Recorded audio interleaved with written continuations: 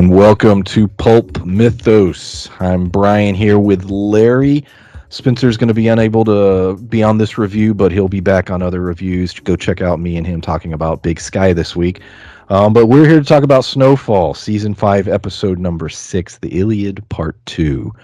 If you've not hit the sub button, please do so. Leave a like, leave a comment. And man, what an episode. What a fitting conclusion to this 2 episode story arc, which will obviously lead into the remainder of the season. We have ourselves a new antagonist who clearly has legitimate ability as far as what he was able to achieve. We have the resolution of Franklin, his escape, but we have also a lot of relationship stuff between Franklin and V. We have the odd stuff with Teddy and potentially a new girlfriend. I don't really know where that's going, but what was your initial thoughts on just on this episode as a whole? Yeah, it was a good wrap up to the previous episode. The events of the previous episode, which were already sort of crazy in themselves, but like you said, it spun us into a lot of new things and definitely shifted the tone of the show itself. This new antagonist. I think we're gonna see the contrast between the type of crime lord that Franklin is versus just sort of an old school gangster that they're dealing with this season that has a lot of pull and a lot of respect on the streets. And we'll see in this period, in this time, if that means much to the amount of money and influence that Franklin has. Continuing on that, the big reveal at the end is that it is Kane out of prison who was Kevin's brother, and he wants revenge. And he has, it appears as if he's somehow convinced Peaches one way or another to join him, give him the information he needed, which was led to the 3 attacks simultaneously basically happening. Failed, didn't take out Franklin or any of his people, but Kane, just that one interaction. I mean, Franklin and Kane basically laying it all out. Basically, both, Franklin tried to give him an out and basically like, look, we don't have to go to war, but he's basically told him, no, we're going to war.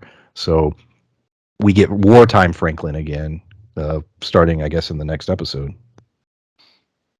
Yeah, and to have that meeting in the first place and to feel it was necessary, this guy's got to have a lot of pull, especially where Franklin is in his life. We've seen where the legitimate businesses are, how much that Franklin it looked like he had full control of his territory, but now that but now that, his friend's brother is out, it seems like he may not, just because of, the amount of street cred this man has and the amount of respect that people have for him, because he seems to operate, kind of like Jerome operates, where Jerome is very respect based.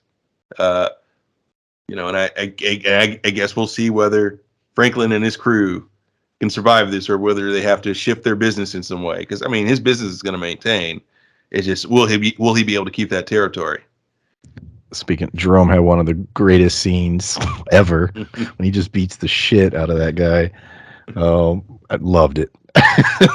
that whole scene, but yeah, I definitely see what you mean. That sort of that old school approach to things, and Kane is it's, as far as how he operates, it's going to be very interesting to see. What are your thoughts about Peaches? Like we didn't see him at all this episode.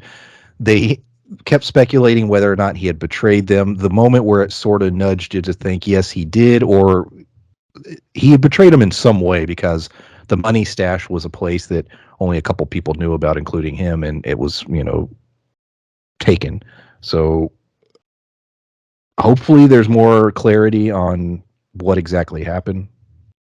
Well, yeah, it's one of those things. Peaches is very loyal to the crew, and has been, or at least he's been comfortable with where he is. So unless he felt like his life was directly in danger, I don't think he would have. I don't know whether he had to torture it out of him, or whether he just knew the threat was that severe. But either way, I feel like he wouldn't just be a turncoat based on profit. It would have to be a survival thing for him. But I feel like, much like Franklin's old girlfriend, like Peaches may be a character that we don't see until like that last episode where we get the full story of what Peaches went through, or maybe we'll get another flashback episode on that. Yeah. Yeah, I hope they, it was really causing tension because nobody would believe it. They're like, would he? Why? And then in the end, it was the money scene where, Franklin's like, well, I have a way to sort of test if it was him. And, that seemed to be it. But yeah, I don't know. I don't know. Like you said, it may have been a situation where he was taken and didn't have a choice.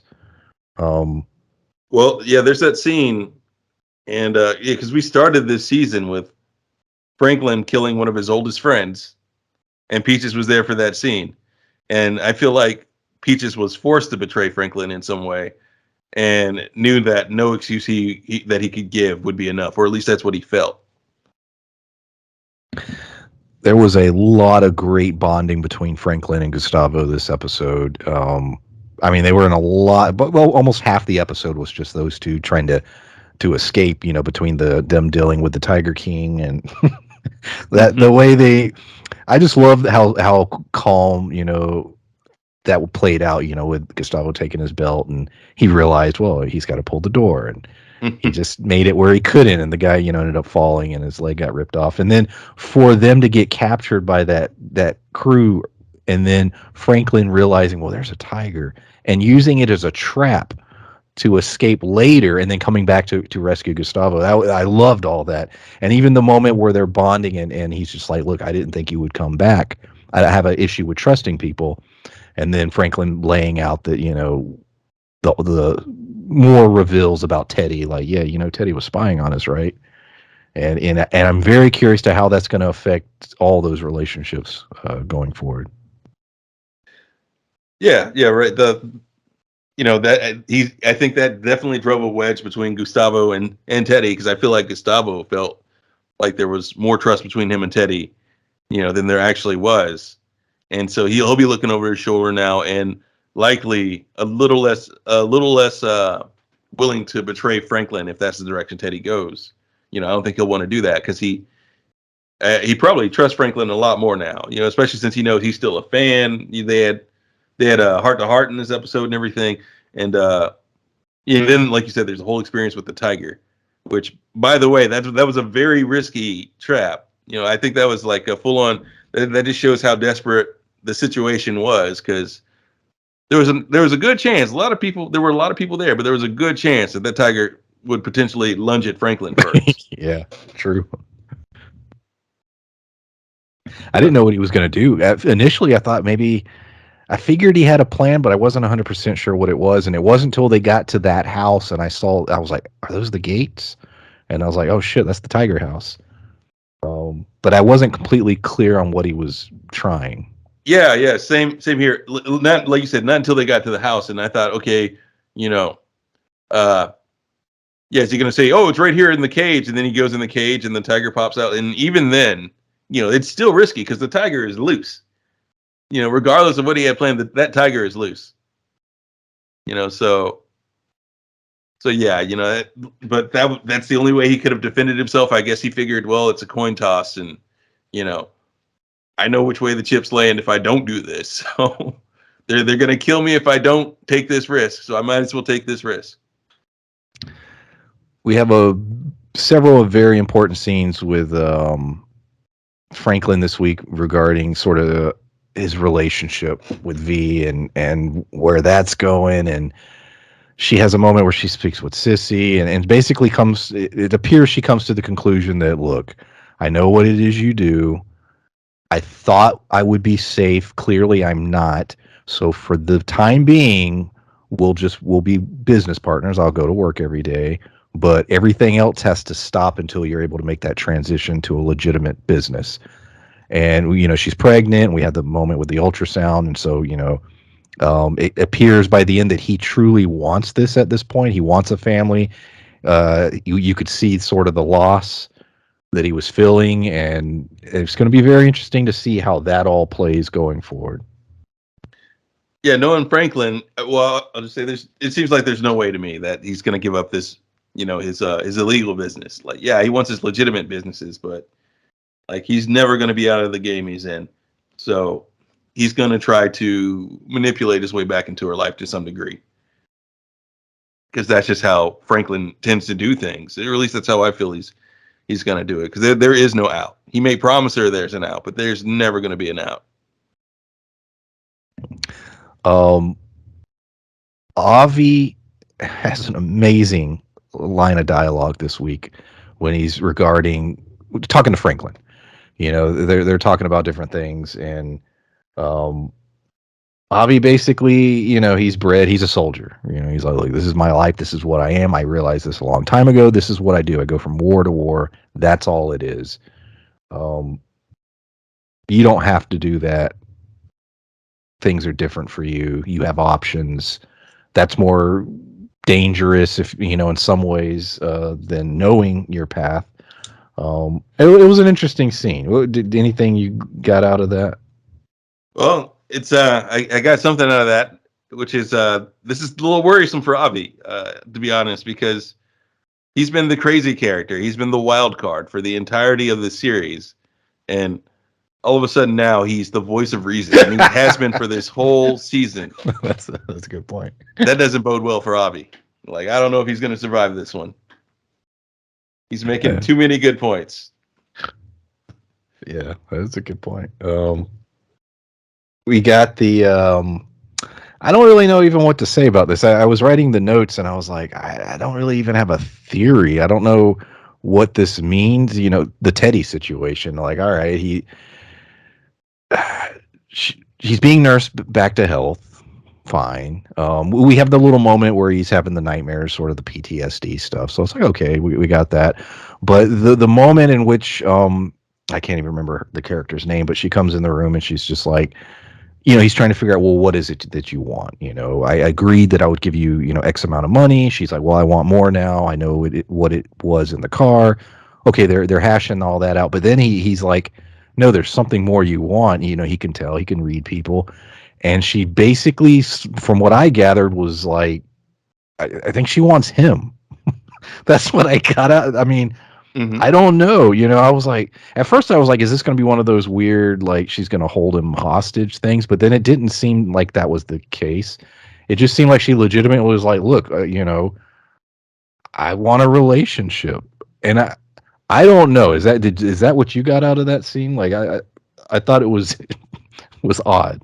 That's what I got out of it, but like you said, it felt like at first like it was going to turn into misery, because it definitely seemed like she was going to keep him held hostage, and there was a point where he seemed delirious, but I guess that's just the painkillers or the morphine, so I thought she was just going to keep him drugged and keep him in the house or something. Like, but it seems like she wants to be with him, and she also wants to be a part of his operation, which gives Teddy another ally, which is something he may need now that Gustavo's allegiances are questionable at this point for good reason. Because I love the way he played that scene, because it was like she's explaining it, and then it almost was as if for a moment he was like, well, like confused, but then was thinking about it and like, yeah, I think I'm down for that. Like that seemed to be the way the scene closed, where he was like, sure. Why not? So that's going to be interesting. Yeah, absolutely. I couldn't tell whether, like you said, whether it was him going, you know what, my life's so crazy at this point, this makes sense, and I kind of need this too, or if it was Teddy calculating in that moment, like Teddy does, and thinking to himself, like, okay, well, as soon as I'm completely healed, I'm going to take her out of the picture because she's a liability. She's going to have an accident. Yeah, right. Yeah, because that's how Teddy does. Oh yeah, yes it is. Let's see here.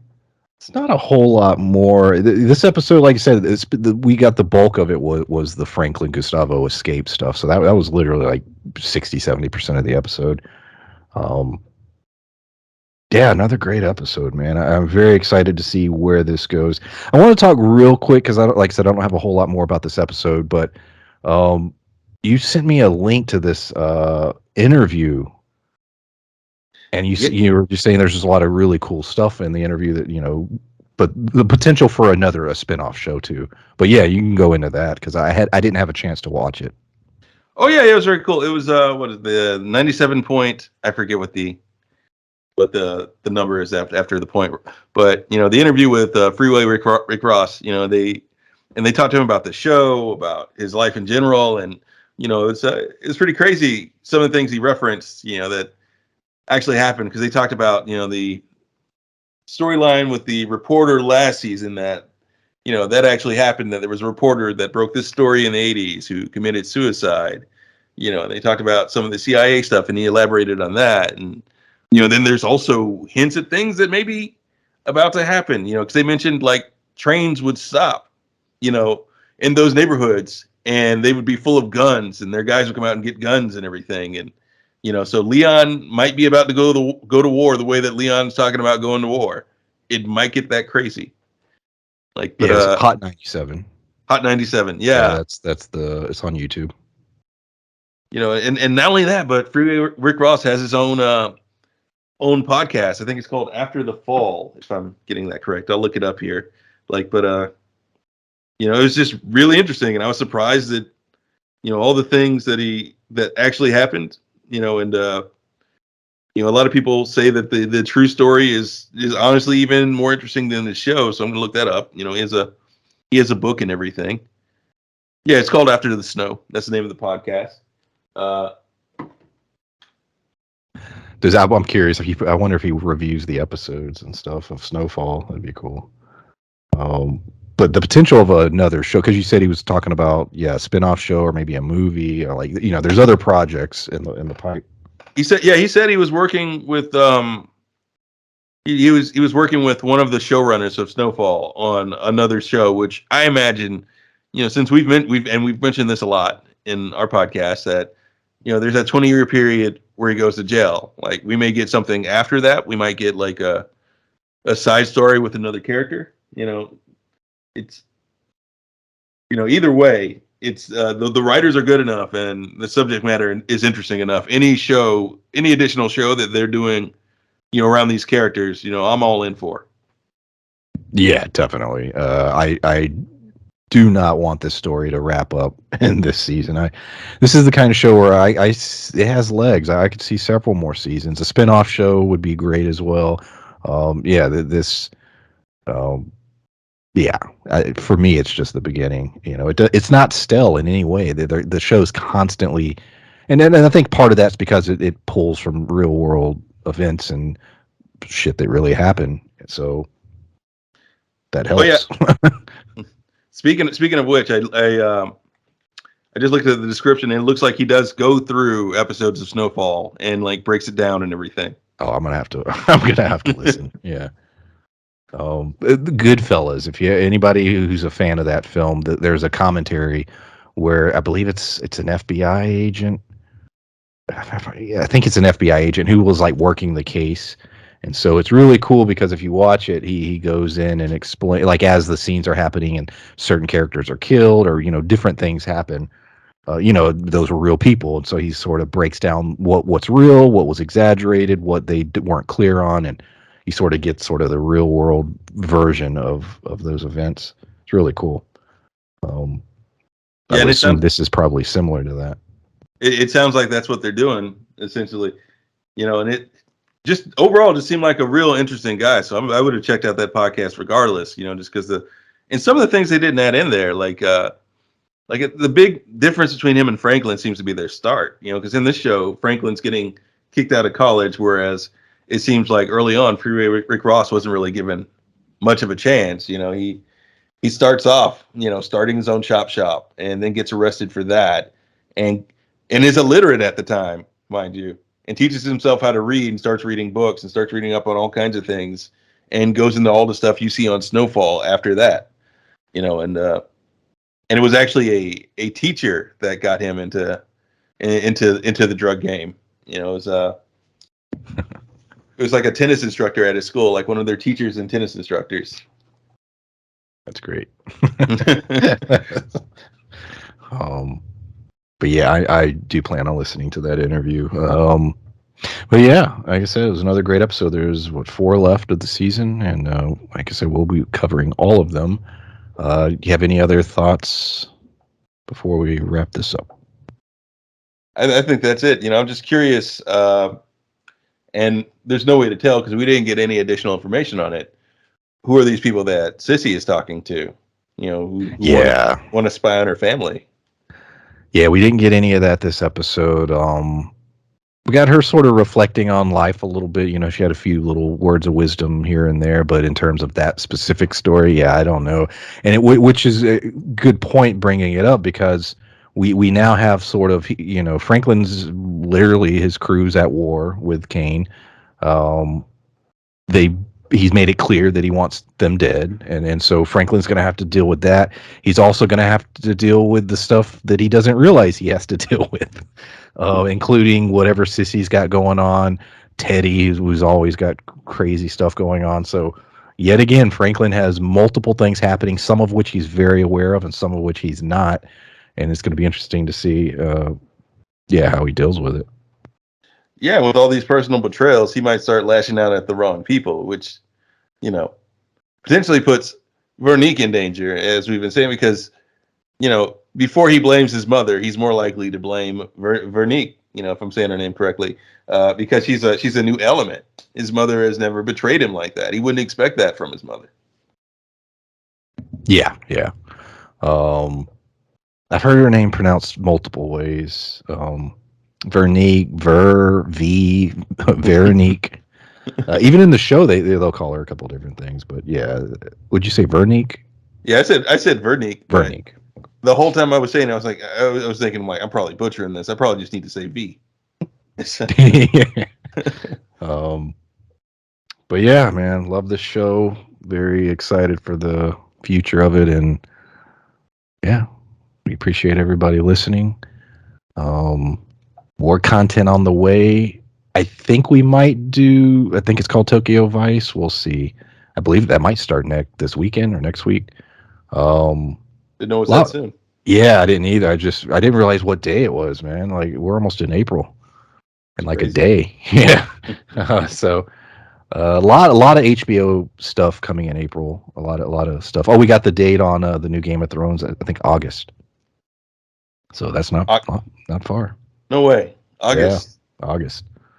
So look out for all that stuff. We appreciate everyone listening. And HBO, you better greenlight Raised by Wolves season 3. They'd be crazy not to. This show is amazing. Yes. But yeah, thanks for listening. Bye. Stay woke.